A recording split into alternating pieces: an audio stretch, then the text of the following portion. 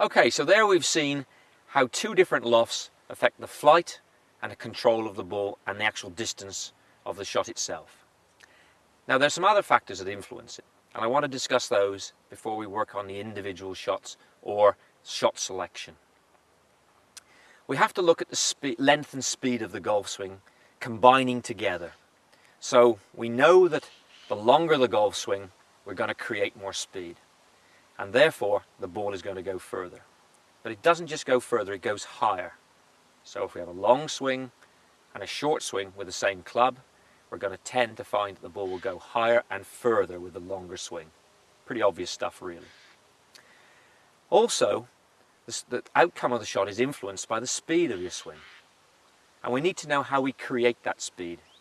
We want to know how we create power and speed in the long game, but we should also be aware of those factors in the short game too. So I'm going to deal for a few moments just in talking about one or two of those influences, and then play a few shots to illustrate to you how many options you have available to you and how your practice can be much more effective if you practice around these factors. Let's deal a little bit, first of all, with length of swing. It stands to reason that if I have the same club, in this case my 56-degree sand iron, and I swing halfway back and halfway through, or I swing 3/4 of the way back and 3/4 of the way through, and I do those at the same speed, that the second swing, the longer swing, must generate more effective impact speed, and the ball will go, as I said, higher as well as further. So I'm going to hit a shot now and show you that. Here's the half swing, through, and here's the 3/4 swing,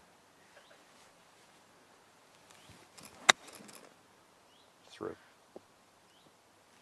Quite a difference in distance. You need to practice that individually, of course, to find out what best suits you, which club and which speed or which length of swing suits. Let's bring in some speed factors. We can generate speed with our hands only. We could generate it with quiet hands and body speed.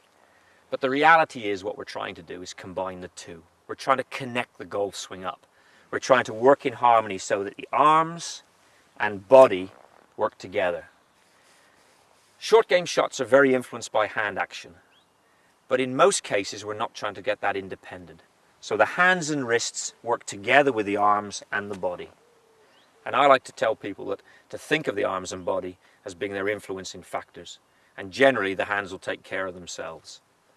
So here I'm going to play two different shots. I'm going to play a short swing with quite a crisp action, so it'll be short back with a slightly limited follow through, and that will send that ball out on a lower, more penetrating flight. Obviously it's not going to go too far. And then I'm going to play a longer rhythmical swing, and we're going to see the differences in terms of what speed and length to combine together do to the golf ball.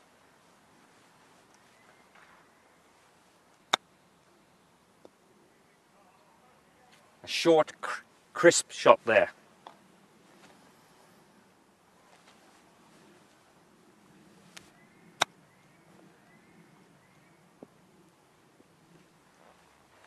So there's no magic in the message really. It's pretty straightforward logic.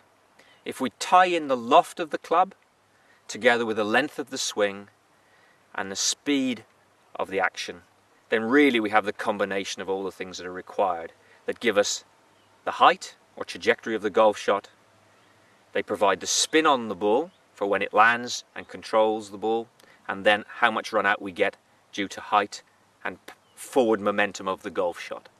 So that's trajectory, land and roll factors. They're all influenced by loft, length and speed.